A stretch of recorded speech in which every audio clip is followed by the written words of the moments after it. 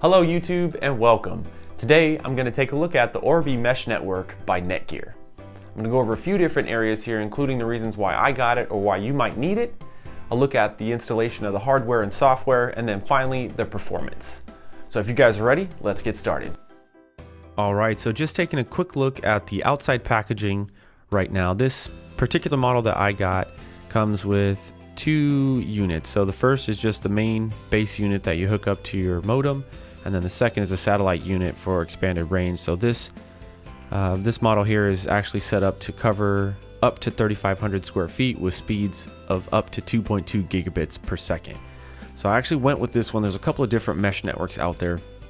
I chose this one because this actually, the Netgear Orbi, gets the highest speeds of the other two that I was looking at. So I have a little bit higher internet package with my service provider, and so I figured I would get some hardware that lets me take full advantage of that. So a few bits here on the back. The Fastlane 3 technology says the dedicated Wi-Fi backhaul creates better 4K streaming and gaming even as you connect more devices. So for us, we don't necessarily do too much as far as gaming, but we definitely do a lot of streaming. A couple computers, we have a few Fire Sticks, and we do our app streaming through Netflix or whatever the case is. So we have a good amount of devices, so that was actually something that I thought was a pretty cool feature. And then a few other things on here to talk about. There's a little diagram on the bottom that just shows the back of the main router. There's one Ethernet port that you can do in case you have other peripherals to plug into, or if you have more than one, you can get a hub or something like that to plug into there to make sure that you can connect all of your devices that need to be directly connected. Then also it talks a little bit about the app. There is one version of it available for Apple or Android, and so then that way it just helps you get all of your devices connected and set up onto a Wi-Fi network. Now what I'm going to do is run just a couple of quick speed tests just to show the reason why I ended up getting some upgraded equipment. Now in the back room of my apartment, I have a 950 square foot apartment, and in the back room I'm getting, as you can see here, speeds 31 megabits per second down. I'm gonna run a second test here, and then you can see I actually get even lower speeds on this test. So the reason for that is a lot of people in this apartment complex are using the same internet provider that I am, and so with stock equipment, they're broadcasting very similar signals, and so it's just causing interference. And so even though it's only such a short distance, it's just causing the speeds to slow down. So using this mesh network over a range extender, I feel like it's going to be a lot better, because a range extender is going to create an additional Wi-Fi network that every time we came to the back room, we'd have to manually switch, and that's just way too much work for what I wanted to do. So by having a mesh network, even though it uses a satellite, it's going to be the same network throughout your entire house. So that definitely is one huge benefit for that. So what you can see here is the speeds just from moving from the back room to the front on the same Wi-Fi, same device, just moving, like I said, about 100 feet out. I'm getting drastically improved speeds out here. So 179 megabits per second down versus 31 or 20 down in the back room. So that's the reason why I needed this equipment. I'm paying for speeds of up to 150, so you can see even with stock equipment in the front room, I'm actually exceeding that. But I'm paying for 150 megabits per second downloads, and definitely not getting that in the back. Next up is the installation. So what I quickly realized in the place I wanted to put it was I definitely did not have enough power outlets.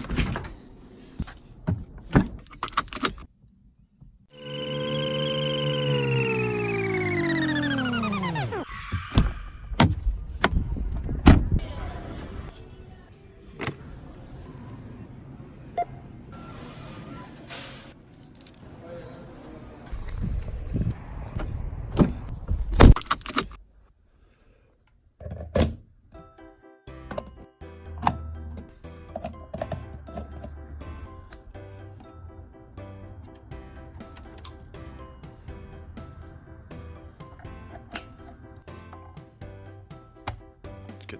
Got it. All right. All right.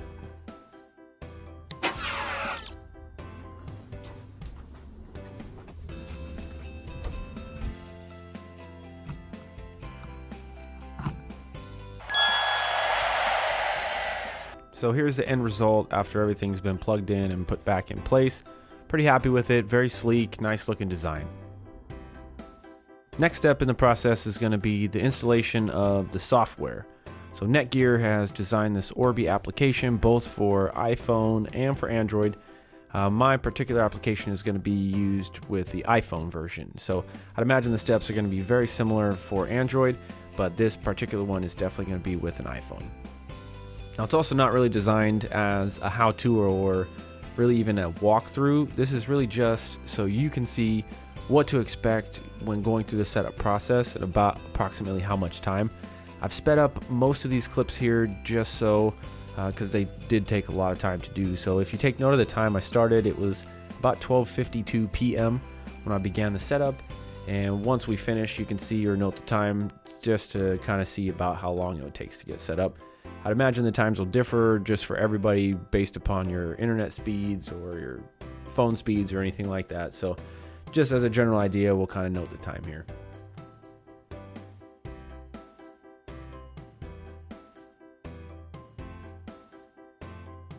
As you'll be able to see just throughout this process, the setup was extremely easy.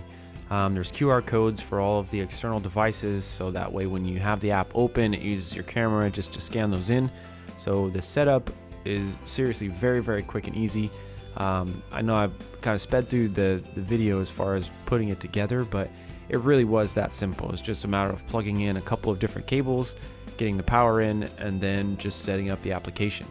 So it's doing its thing now. So what we're going to do, I'll just go ahead and stop talking, so then that way we can just make sure we get to the end of this. So like I said, all this is going to be sped up, so once we get to the end, I'll pop back on and then we can go from there.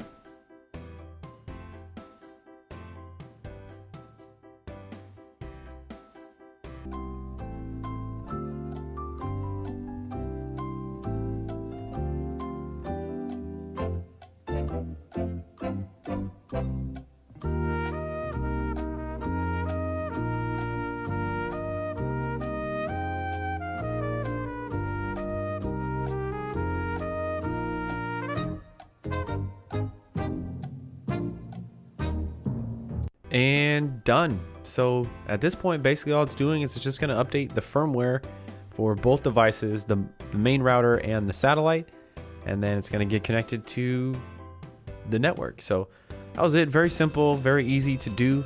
And now we're just going to test to make sure that all this works. So it's running the in-app test on the speed, and then I'm going to run another speed test using the first one that we'd use just to make sure that we keep it fair and are able to check the results and see. So as you can definitely tell, it for sure is working. Again, very close to the same speeds as in the front room, in the back room now. So 178 down with the actual Orbi app, and then if we look on speedtest.net, 179 down.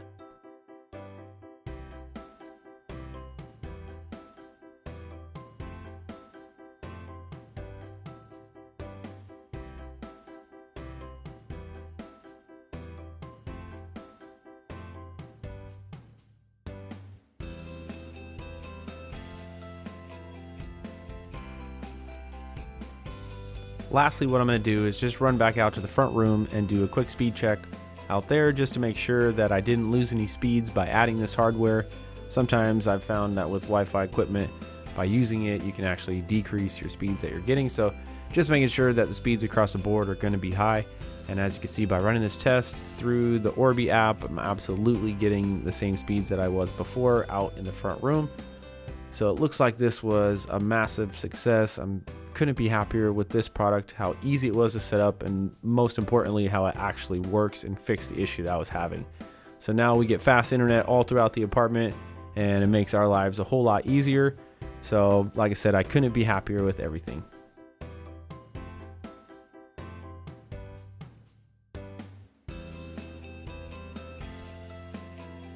Finally, running a last test with speedtest.net out in the front room just to double check, verify the speeds. And as you're going to see, definitely consistent with the Orbi app. So I'm very confident that this is actually working. Just again, so super excited that this actually worked and is fixing the issue. All right, everyone, that's all for today. Thanks for watching. I really hope you enjoyed this video. Please like, comment, and subscribe. and we'll see you next time.